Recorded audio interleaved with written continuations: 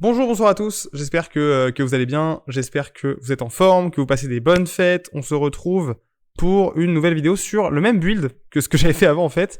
Mais c'est un truc que je veux pas mal faire depuis le début de la ligue, en tout cas depuis quelques semaines, parce que on a fait un guide du coup sur un build Bone Shatter. Le build est plutôt cool et tout, mais en fait, j'ai joué un Bone Shatter même et je me suis rendu compte qu'il y avait plein d'erreurs dans ce que j'avais dit, fait. Et en plus, ça me permet de revenir un petit peu sur le build et de le pousser un peu plus loin, de faire une vidéo un peu plus complète, d'en parler un peu. Du coup, j'ai essayé de rester un peu concis et tout, mais je vais vous montrer un petit peu comment j'ai réussi à améliorer le build, comment j'ai réussi à pousser le build un peu, parce que la première version qu'on avait fait, on était dans un environnement un peu SSF. Là, du coup, je suis en trade league, j'ai accès à pas mal de ressources. Pas autant que j'aimerais, mais déjà pas mal. Et du coup, j'ai fait pas mal de modifications sympas, pas mal de petits ajustements, etc. Et puis on va parler un petit peu du build Bone Shatter, parce que c'est un truc, j'ai l'impression que les gens se font un peu bait par ce build, sans être déçus ou quoi après, hein. Mais c'est un build qui est un peu mensonger dans l'idée, et je voulais en parler un petit peu, vous expliquer un peu ce que je voulais dire par là. Du coup, voilà. Donc j'ai ouvert mon POB, voilà, qui est ici.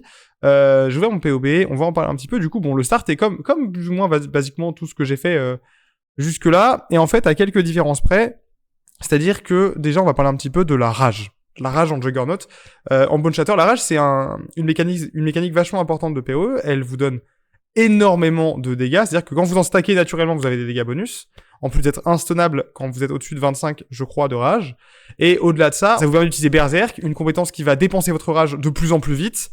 Et l'idée, c'est que vous allez taper beaucoup plus fort, prendre beaucoup moins de dégâts, taper beaucoup plus vite, ce qui nous intéresse énormément quand on joue Bone Shatter. Et du coup, c'est très cool. Mais le problème, c'est que la plupart des builds Bone Shatter actuels, ils vous mentent sur la rage. Voilà, on va le dire comme je le pense. La plupart des builds Bone Shatter vous mentent sur la rage. C'est-à-dire qu'on va prendre une Mastery Axe qui est ici, je vais zoomer un peu, voilà, qui est ici, qui vous donne 1 de rage on hit toutes les secondes, 1 par seconde, c'est très peu. Et au-delà de ça, on va en général jouer un setup avec Warlord's Mark sur Cast on Damage Taken. Et ça va faire que quand vous allez marquer un ennemi assez régulièrement et que vous allez le stun, vous allez générer 20 de rage. Donc ça, c'est cool dans l'idée, vous allez me dire et tout. Sauf que sur beaucoup de boss, en fait, un peu poussés du jeu, vous allez jamais les stun. Et du coup, la génération de rage n'existe pas. Donc ça pue un peu. Et au final, sur les vrais boss du jeu, bah, on s'en fout, en fait. Le point est nul. Donc, il a fallu... En fait, si vous voulez, je vais diverger un petit peu, mais c'est important pour moi de le dire. Je trouve que la plupart des builds Bone Shatter qu'on voit et qu'on trouve... En tout cas, si vous regardez PoE Ninja... La plupart des trucs sont giga inflate, POB warrior et tout. C'est-à-dire que la plupart du temps, si vous jouez vraiment le build, il va être injouable ou vraiment pas du tout au niveau des dégâts qui sont affichés. En fait, la plupart du temps, vous allez voir que les Bone Shatter sur PoE Ninja, ils jouent avec Increase Duration Support, ce qui va faire que les traumas, on a parlé un peu de la mécanique du trauma, c'est un buff qui fait que vous tapez plus fort, mais qui vous fait aussi des dégâts à chaque fois que vous le stackez, vont durer beaucoup plus longtemps, donc c'est trauma. Et donc le problème, c'est que, donc c'est bien, vous allez en avoir beaucoup plus, et c'est ça qui fait que le skill devient très puissant. Mais le truc, c'est que déjà, il faut pouvoir les tanker, ces traumas, hein, ça va arriver de se tuer avec, parce que ça fait très mal. Et ensuite, ça veut dire que le DPS, il est calculé avec le max trauma, qui n'est quasiment jamais atteint, en fait. Donc c'est difficile un petit peu de mesurer vraiment le DPS d'un Bone Shatter, d'avoir une vraie idée de ce que vous allez faire en situation réelle. Genre là, actuellement, sur le POB, vous voyez qu'on est à 20 millions 5, ce qui est un très bon DPS, que j'essaie d'inflate le moins possible. Mais là, le DPS, il est calculé avec un sustainable trauma. Vous allez voir, regardez, c'est écrit juste là. Ils sont écrits juste ici. Les sustainable trauma avec 48 de trauma. Et 48 de trauma, c'est quelque chose que, en fait, dans les faits, j'atteins très rarement, à part sur un boss vraiment tanky, quand Berserk dure longtemps, quand tout le setup est fait, de manière à ce que ça fonctionne. Donc, j'ai voulu essayer de créer une version du build qui soit la plus efficiente possible et qui ne bait pas les gens, en fait. Parce que c'est quelque chose de très compliqué, je trouve, avec Bone Shatter, de se retrouver sur un truc qui est efficient et qui bait pas. Voilà. Donc, je vais vous expliquer un petit peu mes choix et pourquoi on fait ça. Déjà, du coup, on va y revenir. On va parler de la rage. La rage, je vous expliquais exactement ce que c'était. L'idée, c'est qu'avec ça, vous en générez 1 par seconde et 20 quand vous tenez avec Warlord's Back. Moi, ça me pétait les couilles. Voilà, je voulais avoir une source de rage extrêmement stable. Et donc, pour ça, il a fallu rentrer un cluster G-Well pour avoir des places supplémentaires et rentrer le combo Forbidden Flame and Flesh. Ça coûte pas très cher. Ça m'a coûté peut-être à tout péter 2 ou 3 divines. Grand maximum. Et ça résout, honnêtement, nos problèmes de rage.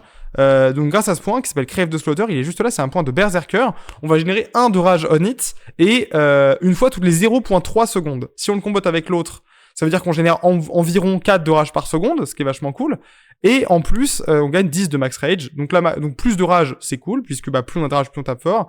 Et une fois que vous claquez Berserker, vous gardez un peu de la rage et le Berserker vous donne le boost. Donc c'est très bien, on est très content. Grâce à ça, du coup, on n'a pas de problème de rage. Il a fallu rentrer, du coup, un large cluster. Le problème des large clusters, je trouve, c'est qu'ils sont nuls.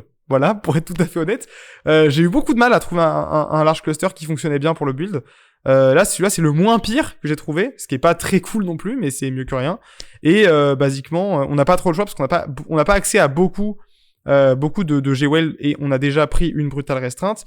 Et en plus, je vais rentrer une Watcher's Eye. Donc, vous voyez, on a quelques G-Well qui sont très importantes. Watcher's Eye, brutale restreinte, qui sont des gros ups de DPS. Je vais en parler juste après. Mais du coup, on était un peu starved pour rentrer ces Forbidden Flame and Flesh. Donc, j'ai dû drop ces points-là. C'est un peu triste. Ici, j'ai enlevé la maîtrise qui m'immunisait au Corrupted Blood.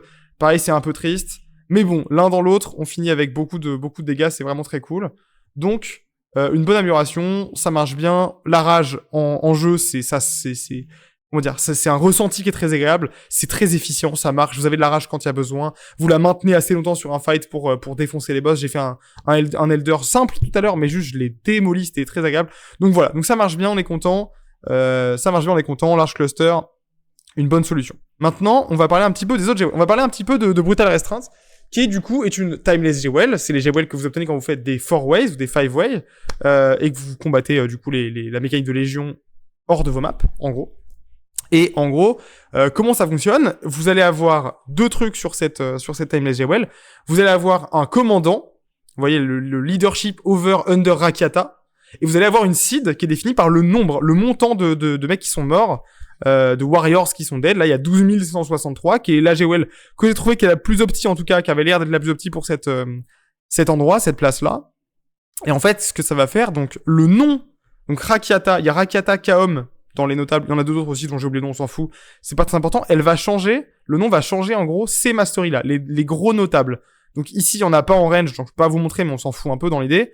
Basiquement, juste, ça va changer Avatar of Fire ou réseau de technique par un point qui est lié à ce commandant spécifiquement, peu importe la place de la gemme, dans l'arbre. S'il y a un notable, un gros node dans la range de la gemme, elle va la changer pour la gemme pour le point qu'il faut, voilà, qui est lié au commandant. Et ensuite, vous avez du coup le deuxième point, qui est le point le plus important en fait, qui va basiquement, selon l'effet de la gemme, changer simplement les petits points qui sont au milieu. Par exemple, comme c'est une Lethal Pride, chaque petite gemme donne de la force supplémentaire. Vous voyez, là, il y a le 10 de force de base, et juste en dessous, il y a le 2 de force.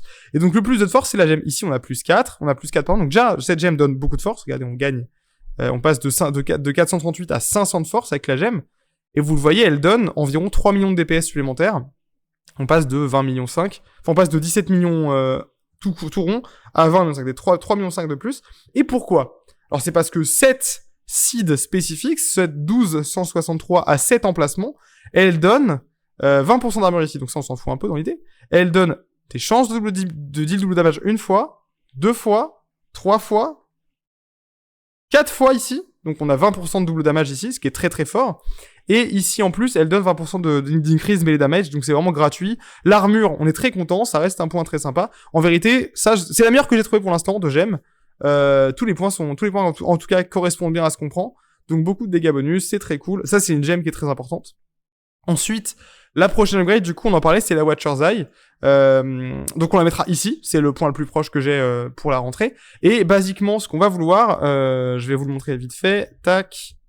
Donc Watcher's Eye, on va aller chercher un point, une ligne qui est sur Pride, qui est très importante. C'est la ligne la plus importante, hein, basiquement, qui va dire que les impales que vous infligez restent deux coups supplémentaires. C'est très très puissant. Vous voyez que si on la met à la place de rien, elle est juste ici, voilà, on gagne 17% de DPS avec uniquement cette ligne.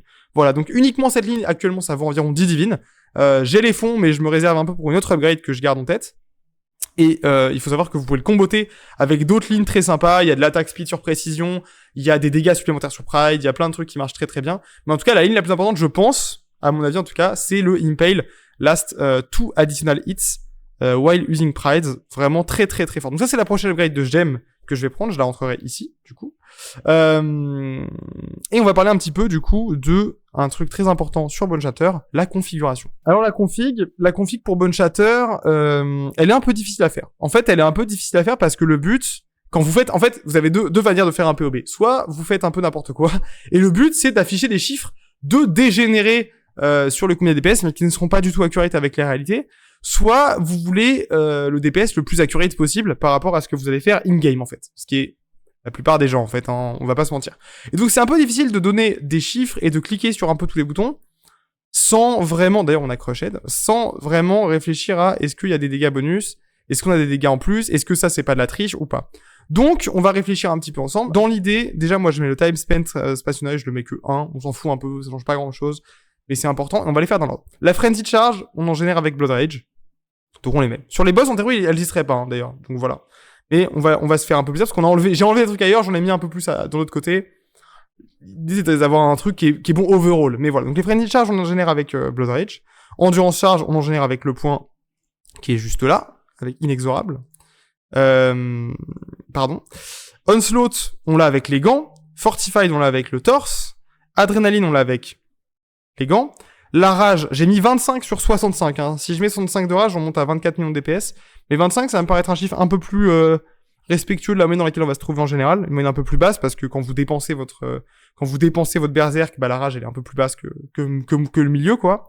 Voilà, on a une phase active, ça c'est bon, je vous montrerai après pourquoi. On a kill récemment, pourquoi pas, sans ça changerait au DPS. Voilà.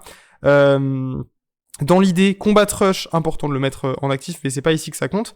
Pride, je le laisse en initial effect. On pourrait le mettre en maximum effect, pareil, vous voyez, là on passe de 20 millions à 25 millions de DPS. Mais voilà, on va laisser en initial effect. Et on va parler ensuite vite fait de melee distance to enemy et is de enemy at close range. Sachez que les deux lignes sont différentes. C'est bizarre, parce qu'en théorie, quand tu mets melee distance, tu mets 1, bah l'ennemi il est à close range. Et en théorie, quand tu mets close range, le mec il est à 1.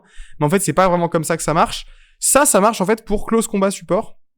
La gemme qu'on a sur Bone Shatter ici, Close Combat Support, qui en gros fait 39% mort melee damage aux ennemis en fonction de leur proximité avec vous, et 10% de dégâts supplémentaires aux close range enemies. Et en fait, si vous ne cochez pas le close range enemy, il le considère pas à close range, donc vous n'avez pas l'effet de la qualité, mais ça on s'en fout un peu dans l'idée, c'est que 10% de dégâts. Par contre, si vous mettez rien ici, il n'existe plus en fait. Il y a pas la distance, donc il compte pas. Alors en fait, vous êtes à une unité, voire entre 2 et 0 unités, basiquement, mais 2 doit rien changer, ben voilà, de distance d'un ennemi, et donc, faut bien penser à le mettre, ça va vous donner une idée un peu plus réaliste de ce que vous avez.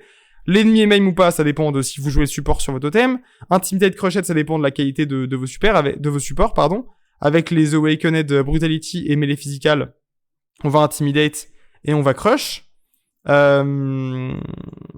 Donc, et oubliez pas surtout de mettre l'ennemi en Guardian Pinnacle, même si, en vérité, sachez que, voilà, comme on crush énormément et qu'on implose la résistance physique des ennemis qu'on tape, avec vulnerability, avec machin et tout, on va pouvoir, ça ne change rien, en fait, entre, à part un Uber Pinnacle, mais là c'est autre chose, entre un mob normal et un boss, vous tapez aussi fort. Voilà, c'est bon à savoir. On en parlait de vulnerability et je vais pouvoir vous expliquer un petit peu un truc un peu cool que j'ai fait sur le build où je suis honnêtement assez content de moi.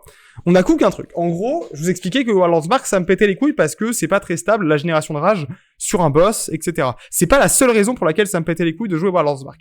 Warlord's Mark c'est une marque mais c'est aussi du coup une curse. Et le personnage est limité à une seule curse. Et qu'est-ce qui se passe quand vous êtes limité à une seule curse? C'est que vous ne pouvez pas jouer vulnerability qui donne énormément de dégâts. Et du coup, ici environ, ouais, je dirais, je sais pas moi, 10% de dégâts à peu près. Ouais, voilà, un truc comme ça, un peu plus. On passe de 17 millions 3 à encore un peu plus, du coup, voilà, 20 millions 7. Et du coup, l'idée du coup de générer, je dis beaucoup de fois du coup, mais c'est pas grave, l'idée de générer de la rage autrement qu'avec Warlord's Mark, c'est qu'on peut s'enlever ce slot et rentrer Vulnerability. Après là, c'est à vous de voir si vous voulez avoir Vulnerability en Corrupt implicite sur vos gants, c'est environ une divine. Vous pouvez aussi le rentrer en Cast When Damage Taken sur les boss, ça marchera très bien. C'est juste que moi, je veux pas me faire shake le mana et tout. Je joue avec très peu de mana sur le build, donc Vulnerability ça marchait pas. Donc autant juste le mettre sur les gants, je réfléchis pas, juste tout droit et ça marche très bien comme ça. Le personnage il est très stable. Donc ça c'est une très bonne chose. Voilà. Et un autre choix que j'ai fait, qui est un choix un peu discutable, et là je suis extrêmement ouvert si les gens ont des retours, des avis, des arguments à me donner, parce que juste me dire c'est mieux ou moins bien, ça m'intéresse peu. Mais par contre, si vous avez des avis constructifs à donner, n'hésitez pas à le faire, et dans les commentaires, et sur Twitch quand je stream, ou sur Discord, etc. Je suis vachement dispo et ouvert, c'est qu'on joue pas la primaliste avec ce personnage-là. Vous voyez, on joue pas les charmes, malgré leur puissance, on ne joue pas les charmes, on joue le Warden of the Magi. Et c'est pour une très bonne raison, en fait, simplement. C'est que je value énormément la stabilité sur ce build. Et jouer une tincture, ça me permet d'avoir le Culling Strike, qui est un des nodes les plus intéressants sur les charmes. Donc, on a les 10% de dégâts flat du Culling Strike. On a, vous le voyez, un petit peu de rage quand on tape un ennemi rare ou unique. Alors, 17% je gagne un de rage. Vu qu'on tape, vous voyez, là, on est à 8 attaques par seconde. On va dire qu'on est plutôt à 6-7. C'est-à-dire qu'on va faire un de rage en plus par seconde, en moyenne. Donc c'est quelque chose de plutôt cool. C'est-à-dire qu'on est plutôt à 5-6 de rage qu'à 4, vous voyez. Et le recover 20% de life, c'était juste parce que c'était cool d'avoir ça en plus, mais on s'en fout, la ligne n'apporte rien.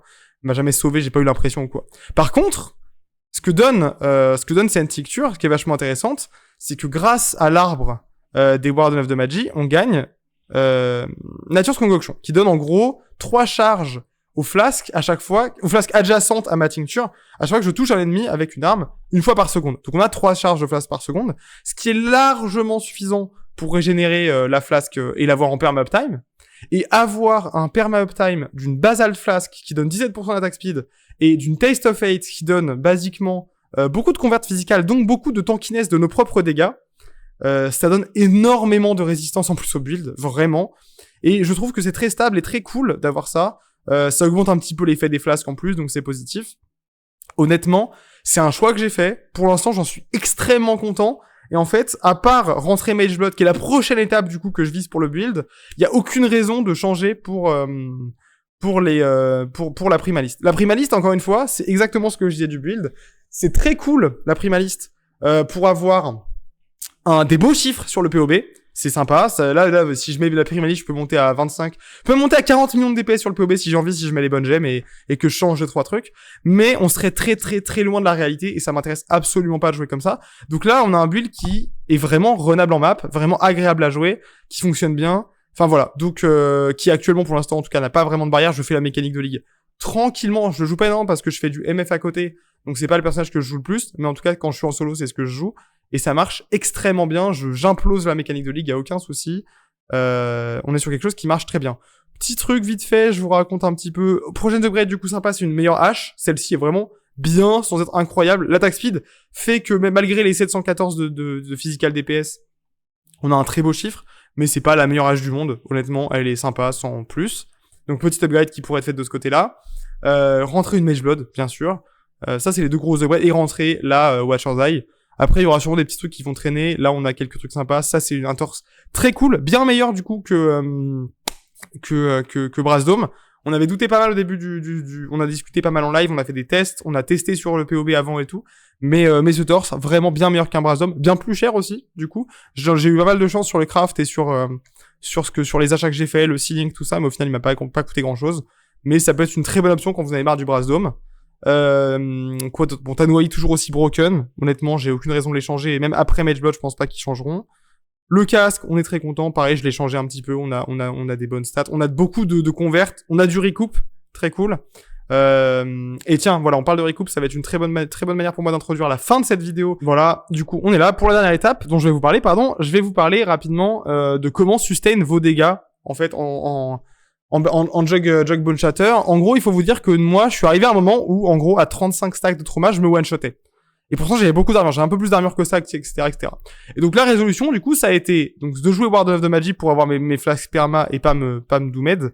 Voilà. Et ensuite, du coup, ça a été de rentrer beaucoup de convert de dégâts. Donc, avec le casque que je vous ai montré tout à l'heure, avec, il y a environ 14% de convert physical to fire. Fire qui est extrêmement réduit après par mes résistances et tout. Donc, c'est vachement plus agréable à tanker. Vous voyez, le max hit est à 37 000. C'est vachement cool. Et la deuxième étape, du coup, c'était une Taste of Hate. Et la troisième étape, qui est un point assez discret, mais vachement cool, que j'ai trouvé il y a pas longtemps, c'est cette petite node ici, de Lich Mastery, qui, en gros, vous donne 25% de damage recoup as life, si le Lich a été removed, récemment. Donc c'est comme, ça fonctionne exactement comme Tanwai, tout simplement. Ça fonctionne exactement comme Tanwai, donc les gants qu'on joue. Donc c'est pareil que d'avoir, Adrenaline ou Onslaught. Sauf que là, c'est pas 10% de chance d'arriver, c'est toujours à 100%. Dès toutes les 4 secondes, et ça arrive tout le temps, dès que vous tapez, vous remontez votre vie à 100%, et elle redescend, mais vous le voyez pas sur la vie, mais c'est comme ça que ça fonctionne. Donc basiquement, ce point, c'est 25% de recoupe en plus, et je vous jure que ça change la vie. Le recoupe sur ce build, c'est une dinguerie, c'est très très fort. Donc voilà. Après, il y a pas grand chose de plus à dire, honnêtement. Le build fonctionne très bien, tourne très bien. Je mettrai bien sûr le POB en description. Et si quelqu'un a des questions, n'hésitez surtout pas à les poser. Voilà. On va se laisser là. Je vous remercie infiniment d'avoir regardé cette vidéo. Si vous avez des questions à nouveau, passez sur Twitch. On est beaucoup en live. En cette semaine, on va faire beaucoup de MF. Si vous voyez cette vidéo la journée, je suis probablement déjà là. Sinon, n'hésitez pas à rejoindre le Discord dans la description de la vidéo, à suivre, à vous abonner, à liker, à partager. Je vous dis, c'était un peu le stress pour moi parce que j'ai beaucoup stressé à l'idée de sortir une première vidéo sur PoE parce que c'est un jeu très complet qui demande beaucoup de connaissances et j'avais peur un petit peu de me tromper. Je me suis trompé et du coup, bah c'est bon, là j'ai appris beaucoup sur ce build, je me permets de pouvoir me corriger, etc. Donc plutôt content de pouvoir revenir et vous raconter un peu ma vie. Donc voilà, n'hésitez pas, merci beaucoup d'avoir suivi et à la prochaine. Ciao.